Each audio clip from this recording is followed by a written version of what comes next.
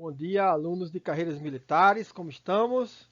Olha, nós estamos na véspera da A3, né? A A3, como vocês sabem, ela tem essa característica, né? Ela é centralizada pela nossa diretoria enquadrante, a Diretoria de Educação Preparatória e Assistencial.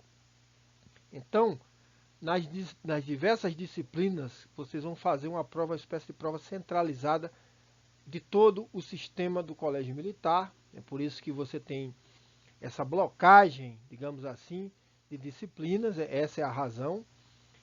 Mas, diferentemente, né, das demais disciplinas, a nossa redação é a única que tem autonomia, né? Ou seja, a autonomia de nós termos uma prova própria, né?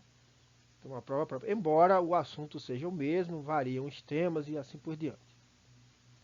Então, hoje nós vamos, nessa véspera, obviamente, tratar daquele assunto que é o assunto da, da A3 de vocês, que é a resenha crítica. Então, nós vamos fazer a revisão de resenha crítica. Importantíssimo, portanto, a nossa aula de hoje. Vamos então à nossa revisão. Vocês devem lembrar, certo? Que nós já apresentamos aí a estrutura da resenha e a gente tem aquela parte inicial que a gente coloca aqui em esses um, dois, três, certo? Primeiros elementos da estrutura que estariam no que a gente chamaria da introdução da resenha, certo? Então, nessa parte você tem, obviamente, o título. Você não pode deixar de falar de uma obra e não saber, não dizer logo para o leitor de que se trata, né? Além do título, a referência da obra, é muito comum que se diga a editora, o número de páginas, assim, o ano de publicação e tal. E alguns dados bibliográficos do autor da obra resenhada. Às vezes você diz que ele é um camarada, qual é a linha dele, os outros livros principais dele e tal. Digamos assim, aquilo que caracteriza, o que é característico dele, da obra em geral. Depois nós temos a parte do resumo, que é resumo ou a síntese do conteúdo. Quando a obra é uma obra narrativa, obviamente que você vai, né, colocar a síntese desse enredo, o resumo desse enredo, e ao mesmo tempo você vai dar aquelas pitadas, né, digamos assim, dos temas, das questões, às vezes questões identitárias e assim por diante, né? O homem contra o mundo, luta contra as dificuldades, os desafios e tal, as personagens principais, assim como termina o desfecho, né? E finalmente você tem assim esse outro e último grande elemento que é a avaliação crítica. Quando já situado o leitor em tudo isso, então você faz a avaliação crítica, que é onde, né? Quer dizer, é o lugar do autor da resenha, dá aquele seu DNA, do seu estilo, da sua capacidade, porque nem todo mundo vai ver na obra as mesmas coisas.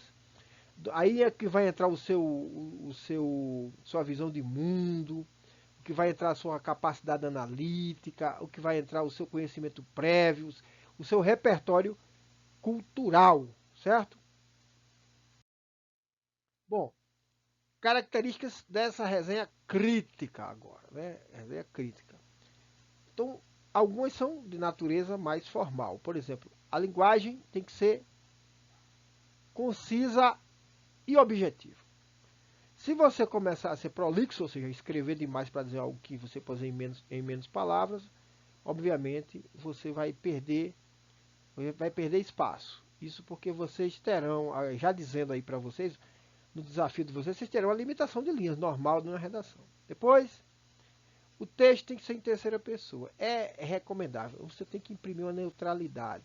Embora já está pressuposto, ninguém vai achar que vai ser outra pessoa que está escrevendo, certo? Vai ser vocês. Então nós recomendamos que vocês usem realmente a terceira pessoa. É uma imposição. Depois, ideias expostas de maneira organizada, claro. Né? Fácil entendimento. Então, ideias expostas de maneira organizada, um fácil entendimento.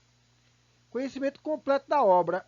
E aí eu digo, vocês, ao longo do trimestre, foram instados, aconselhados, ordenados para fazer alguma coisa. O que foi? Ler algumas obras, certo? Então, se você não leu ainda, nós chamamos às vésperas, e você não ler, não terminar de ler ou ler correndo, obviamente que o seu conhecimento da obra não vai dar tempo de fazer anotações de várias, né, do enredo, anotações de personagens, de características e tudo. Então isso daí é importante que você, quando vai fazer, tenha um conhecimento completo da obra, começando pela leitura completa da obra. Depois, a capacidade de juízo de valor, apoiado em fatos, provas, argumentos. Argumentos consistentes, obviamente. O juízo de valor é para aquela... Quando você faz o juízo de valor, é porque você tem a experiência. Essa obra é uma obra bem escrita, mal escrita. Essa obra fugiu a questão central, passou ao largo. Essa obra tem um viés ideológico X e Y. Todas as obras têm, não existe. Não existe obra que não tenha um viés ideológico, né? Porque não é crime ter viés ideológico, qualquer que seja. Tá? Não dizer que não tem já é dizer que já é uma ideologia, digamos assim. A fidelidade ao pensamento do autor. Se você vai fazer uma síntese, você não pode projetar aquilo que você pensa em detrimento do que está na obra. Né? Então, simplesmente não pode tudo você fazer o leite de Procusto, né? Para quem sabe a história do Procusto. Ele colocava todo mundo que ele capturava numa cama. E aí, quando o camarada era muito grande, ele serrava o pé do camarada. Quando o camarada era muito curto, o camarada tinha que ficar do tamanho da cama. Então, ele esticava o sujeito, torturava. Então, assim, você não pode querer que o seu mundo seja o leite de Procusto do que você lê. Seu entendimento é um. Você tem que respeitar o que a obra diz. Depois tem a capacidade de intercalar momentos de descrição com crítica, óbvio. Né? A gente quando diz assim, olha, tem um momento do resumo, tem um momento da crítica, que geralmente a crítica, o último terço ali já é concentrado, né, na crítica, você já disse o essencial do enredo, mas não significa que você não vai fazer, você já vai colocando os juízos de valor. Né?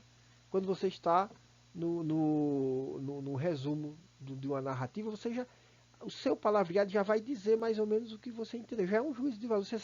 Tem que saber fazer uma trama, uma tessitura de intercalação, né, de alternância, melhor dizendo, entre momentos de descrição e momentos de crítica. Isso é importantíssimo agora, o descarte dos detalhes irrelevantes. Porque não queira dizer tudo, ou então não queira pensar aquilo que... Você tem que ter essa capacidade de entender o que é o mais importante e o menos importante. Certo? Vamos seguir agora para outras questões. Né? Então, quem tem dúvidas sobre como elaborar resenha crítica deve tomar notas sobre os itens essenciais nesse tipo de texto, melhor dizendo, nesse gênero textual. Então, Robert Barras, que escreveu o livro Os Cientistas Precisam Escrever Guia de Redação para Cientistas, Engenheiros e Estudantes, explica que toda resenha crítica deve contemplar os seguintes itens. Ora, obviamente, assunto, as características e a maneira como o autor abordou aqui. Né? Os conhecimentos anteriores e de direcionamento. Né? Ele vai dizer para que lado ele corre ali e, obviamente, que ele vai aproveitar o que ele já tem. Se você está lendo uma obra romântica, por exemplo, o que é que você pode dizer em relação às outras? Né? E assim por diante. Acessível, interessante e agradável. Acessível é o seguinte, o leitor tem que entender o que você está dizendo. você tem que captar o interesse do leitor. Em síntese, tem que escrever bem, de maneira agradável, né? Não hermético, não difícil, não prolixo. Ela tem que ser útil, ou seja, servir para alguma coisa, comparável com outras que você possa ler, com outras fontes que se possa ler, outros textos que falem da mesma obra. Você pode dizer, olha, esse camarada aqui foi mais assim, mais assado em relação aos outros. E eu vou querer, ela tem que ser útil, porque ela vai ter de servir para alguma coisa, ou seja, você vai ter de decidir se lê ou não. No caso, quando você escreve, você vai interessar a pessoa que está lendo o leitor. Então, e a disposição correta significa que você não vai deixar para dizer na conclusão qual é o nome da obra, por exemplo. Você tem que fazer aquela ordenação ali direitinho dos elementos lá na introdução, o que é que já tem, tal. Tem que espalhar as suas, né, as suas ideias na maneira correta dentro da estrutura prevista. Bom, para começar a escrever uma resenha, a questão da introdução é a pergunta que todo aluno faz, né? Então, nós professores, você pergunta, como é que eu começo? Então, damos algumas luzes aí, algumas perguntas, umas 12 perguntas para você raciocinar, né? Algumas delas você tem que responder, não é obrigado a responder todas, mas, por exemplo, o livro trata de quê? Fala de quê? Né? Isso é uma pergunta. A outra, o livro tem alguma coisa singular, especial nele? Você leu nesse gênero aí, você leu sobre esse assunto, assim, e você vai ler sobre a questão do escravo, do negro e tudo. O que é que ele tem que é dele? Né? O que é especial? Depois, que conhecimentos prévios são exigidos para entender? Ou seja, o que é que o leitor a quem a crônica se dirige, precisa ter para entender aquilo ali, né? De que modo o assunto é abordado? Então, o assunto é abordado, essa é a maneira como o autor aborda o assunto. Isso não é uma tautologia, né? Ou seja, existem 1000 maneiras de abordar um assunto. Né? 1000 maneiras de abordar um assunto. Diante da temática X, alguns resolvem do ponto de vista de quem e assim por diante. Vou dar um exemplo aí que bem conhecido. No filme ET o Extraterrestre, um analista percebeu uma coisa interessantíssima, um recurso. Nas cenas de contato do ET, nas cenas em que as pessoas vinham para ter contato com o ET, as câmeras sempre se colocavam de um lugar baixo, porque o ET era baixinho. É o ponto de vista de criança em relação a adulto. Então é sempre assim. O ponto de vista era o ponto de vista da criança. O adulto sendo a ameaça, que quer prender o bicho, estudar aquele ser estranho. E a criança, nesse momento, a câmera ficava num plano igual. Não assim, né? Não de baixo para cima. Então isso é, por exemplo, um modo como o assunto é abordado. Aí ele mostra adulto, perigo. Criança, amizade, inocência, né? Aberta para o novo, aquele ser de outro planeta e tudo. O adulto o aparato do governamental, tudo vem assim, de cima, com roupas de isolamento, e vem com aparato repressivo. Então, ali digamos, um modo de abordar a partir do ponto de vista da criança. Um exemplo assim, bem conhecido, né? Cada livro vai exigir que você procure, né, descubra para falar disso, quando você for fazer uma resenha sobre ele. Qual é a tese do autor? Ao mostrar uma sociedade de tal maneira, ao mostrar as relações sociais, ao mostrar os sofrimentos das personagens, o que é que o autor quer? O que é que o autor defende? Ele defende que é isso ou aquilo. Então você tem que descobrir. E qual é a intenção do autor? A intenção do autor é o quê? Fazer a divulgação do problema, chamar a atenção para algo que ninguém nunca percebeu e assim por diante. Ele tem a ver com a tese, obviamente, muito interligado. E a que tipo de leitor se dirige o autor? Ora, quando a gente vai ler ali aquela orelha de livro, aquela quarta capa do livro, normalmente você você vê no final dizendo assim, é um livro interessante tanto para estudiosos da área tal, quanto para o público em geral, quanto para o leitor, etc. Às vezes não, às vezes é um livro que é técnico e tudo. Então, você, ao fazer a resenha, você vai dizer, é um livro para todo mundo, né? É um livro para um tipo de leitor especial e assim por diante. Tá? Outras perguntas, né? Na introdução, hein, pessoal? Isso tudo, veja, não é que você tem que fazer para cada pergunta dessa um parágrafo ou um período, não. Mas você vê esse todo aí, escolhe algumas perguntas, né? Então, o tratamento dado ao tema é compreensível? Porque você pode considerar que não, certo? Mas aí não é simplesmente dizer que não só porque você tem um vocabulário limitado, né? Você pode dizer assim algo do vocabulário, mas não pode dizer, eu não entendi, não gostei. Não é isso. O livro foi escrito de modo interessante e agradável, né? Isso é importante. Isso é importante como guia para o leitor. O guia para essa pessoa que ao ler a resenha vai querer ler ou não, vai querer seguir adiante ou não, né? Se aproximar ou não. As ilustrações, quando houver, foram bem escolhidas. Obviamente que há livros que não tem ilustração. Mas quando o livro tem, obviamente você pode fazer você pode realmente fazer, dar uma notícia sobre isso, de como é que foi escrito. Por exemplo, a obra de Dante.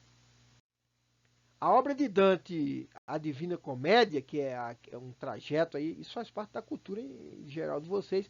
Pressuponho que uma boa parte de vocês já saiba, em princípio todos deveriam saber. Dante escreve no final da Idade Média um livro chamado A Divina Comédia, que é um grande poema, certo?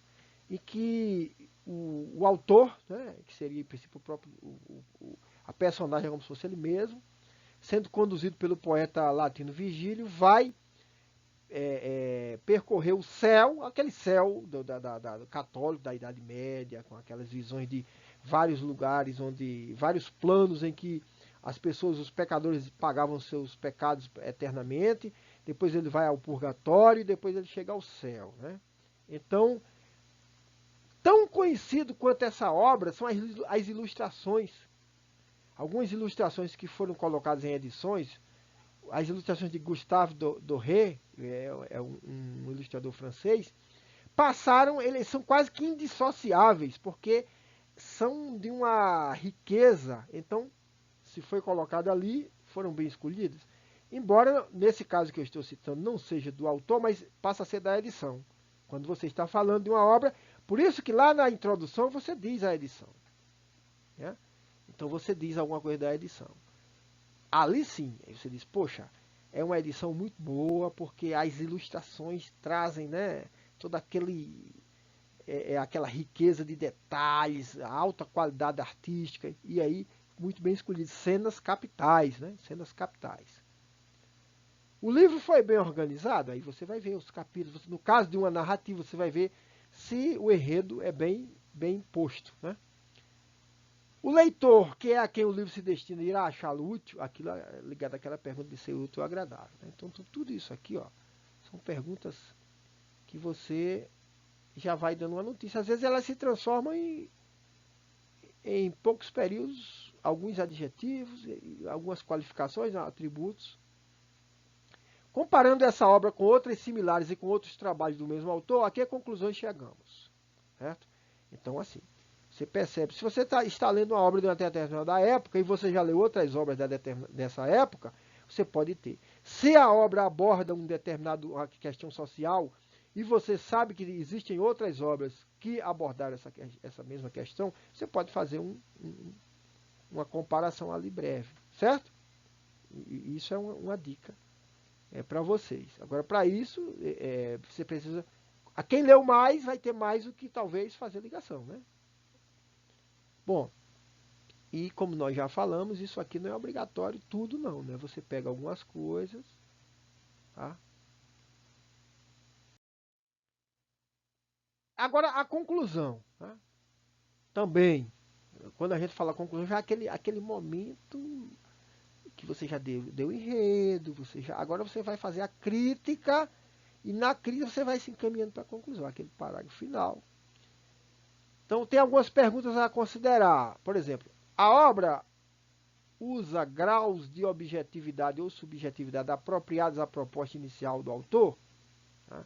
Então você vai ver, primeiro, no caso aí, né, o autor que quis, se o autor escreveu algum prefácio, certo? Às vezes o autor escreve um prefácio, o prefácio já é aquela primeira, é uma dica de leitura, ele queria que a gente visse isso. Ele se explica dessa maneira. Tá? Então, isso é cumprido, essa objetividade ou subjetividade, em função do que o autor falou. O autor consegue manter o foco da obra, porque tem obras que se perdem, certo? Tem obras que se perdem completamente. Algumas obras, às vezes, consagradas. Eu já li, por exemplo, Ike 84, do Haruki Murakami, é um japonês. Poxa, o primeiro volume, são 3 volumes, o primeiro volume fantástico, né? Aí, quando você chega no terceiro, você já acha que o sujeito se perdeu. Ele não manteve realmente o foco, a meu ver. Né? Mas aí, isso acontece, sem incorrer em excesso de opinião própria ou falta de fontes. Então, ele consegue manter o foco.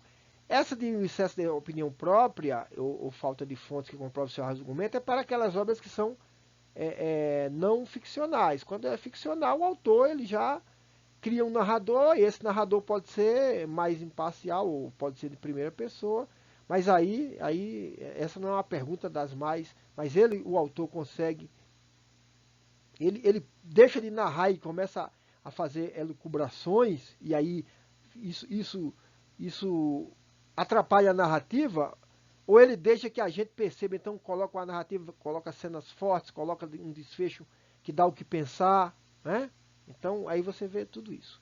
Em algum momento o autor, outra pergunta, em algum momento o autor deixa de considerar aspectos relevantes de sua área, como outros pontos de vista ou teorias contrárias às dele? Esse caso aqui talvez não seja não vai ser o caso, né?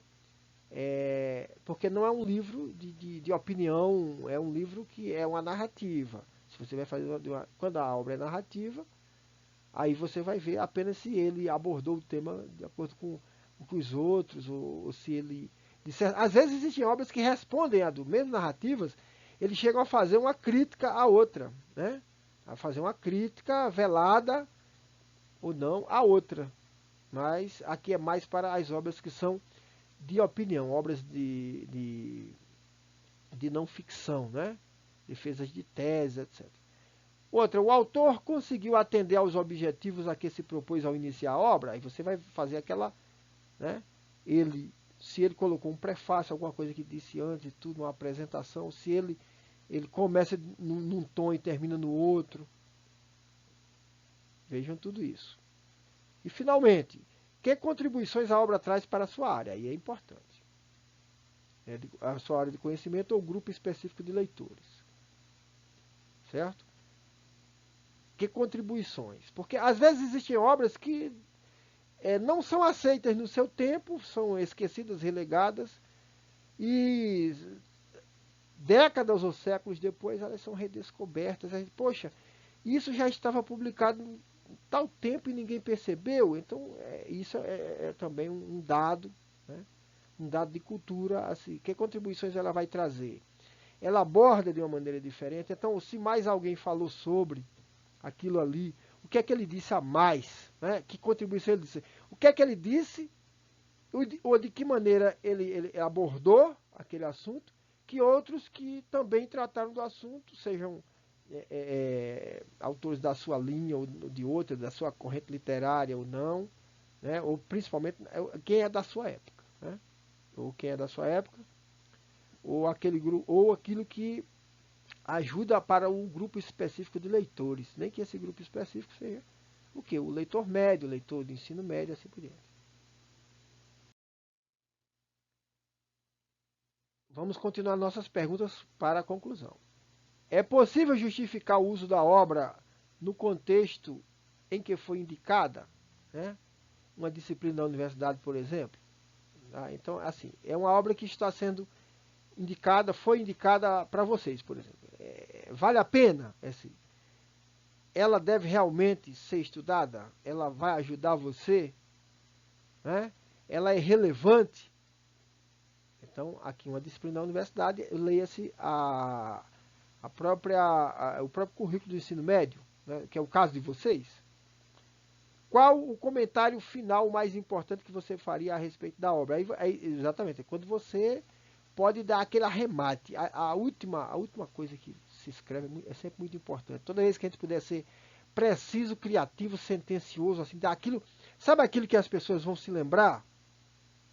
É algo que você tem que pensar aí. Depende muito de cada um, mas depende muito da prática também, certo? Do tirocínio individual. Você tem sugestões para futuras pesquisas nessa área? Então você pode chegar à conclusão, olha, essa obra é uma obra que suscita questões, nos instiga a ir além, a buscar outras e tal, né? A abrir um novo campo de pesquisa para leituras futuras na área. Isso também é uma das perguntas daquelas que você tem como, digamos, na prateleira para ver qual delas você vai usar. Tá? E, finalmente, de que maneiras ler, no caso de vocês vão fazer, ou assistir a essa obra, né? No caso, se for assistir a essa obra, se for de ler, ler essa obra. De que maneiras ler ou assistir essa obra contribuiu para a sua formação? Né? Bom, então isso a gente vai falar um pouco especificamente sobre a A3 aqui, né? Então veja aqui os top trends, essa avaliação, tal. Então, vamos lá? Vejam. Muito bem. Maria Firmina dos Reis, romance Úrsula. Vocês se lembram que esse romance foi pedido para que vocês lessem ao longo desse trimestre, né? Ao longo desse trimestre. O que pode ter acontecido? Talvez alguém esteja muito no começo, no meio. O ideal é que vocês já tivessem lido. E quando a gente lê, pessoal, e lê sabendo que aquilo vai ser objeto de algum tipo de atividade, você faz anotações, né? Você faz aquelas anotações suas, certo? Suas. Anotações de personagem, anotações de época, né? Até vocabulário, né? Você vai ao dicionário, procurar saber palavras de época, etc. Tá? Procurar saber sobre a época, olha, romantismo e tudo. Que tipo de romance tinha? Então você vai fazer as suas anotações, tá? Então, com isso aí, muito bem. Vocês já sabem que estão vendo resenha crítica até a 3. A 3 é o fechamento, melhor dizendo, a conclusão. Ora, resolvi minha vida. Eu vou colocar assim, resenha crítica, Úrsula.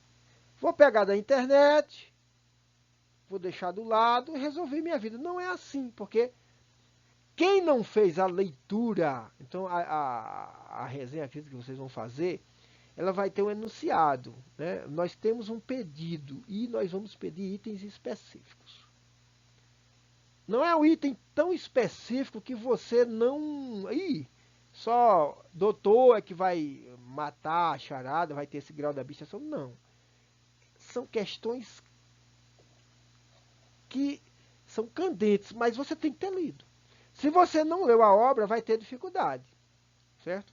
De maneira que o enunciado da nossa redação, da nossa proposta, o tema que vai ser dado, itens específicos dentro a partir deste romance, relativos a este romance, você vai resenhar, mas com aquela delimitação dada por nós.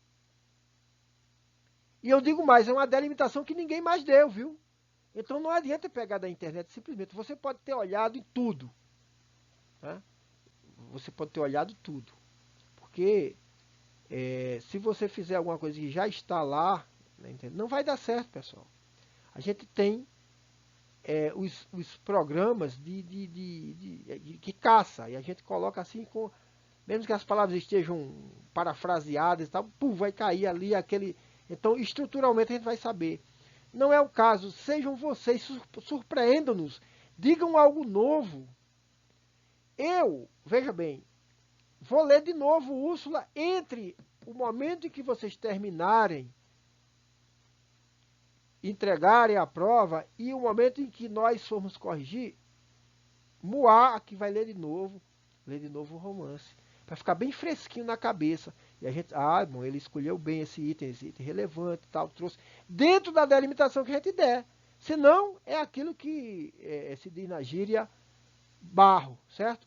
Mas eu creio que não vai ser o caso, não, porque sejam vocês, é preferível que vocês sejam vocês. Aliás, não há outra maneira ética de ser, né? Não há outra maneira ética. Não caiam em tentação, né? Simplesmente já termine a leitura, deem aquela olhada final. Eu sei que vocês têm outras coisas para estudar, mas isso é um processo, né? É um processo, tá certo? Já aconteceu conosco, nós professores fizemos isso, tá certo? Eu lembro muito bem dos romances que eu precisei ler, né? Já fui advogado de Capitu e coisa e tal na minha vida escolar, e a gente fazia com tudo paralelo, tá bom? Não é coisa do outro mundo. Então fica a dica. Já leu, já anotou. Se fez isso, não vai ter dificuldade de trabalhar os itens específicos que nós colocamos no enunciado da pergunta, que é a pergunta, o tema que vai ser dado, a delimitação que vai ser dada. Quem leu, tira de letra. Quem leu com atenção, mais de letra ainda. Então é isso, né? Você vai praticar, né? E a gente espera muito sucesso, tá? Espera sucesso, torce, nós queremos descobrir o que vocês sabem, né? A prova de redação de vocês foi montada para descobrir o que vocês sabem, não para descobrir o que vocês não sabem. O que vocês sabem tem como base toda a orientação que vocês receberam na língua portuguesa, na parte ali do tópico de literatura, e o conhecimento do gênero textual, resenha crítica. Vocês vão juntar isso tudo, certo? E vão ter sucesso. É isso que nós queremos, porque o sucesso de vocês é o sucesso da gente, certo? Agora, o sucesso não vem sem trabalho, sem suor e sem esforço. Deixo aqui a minha palavra de esperança, de sucesso de todos vocês. Deixo o meu abraço e até a próxima aula.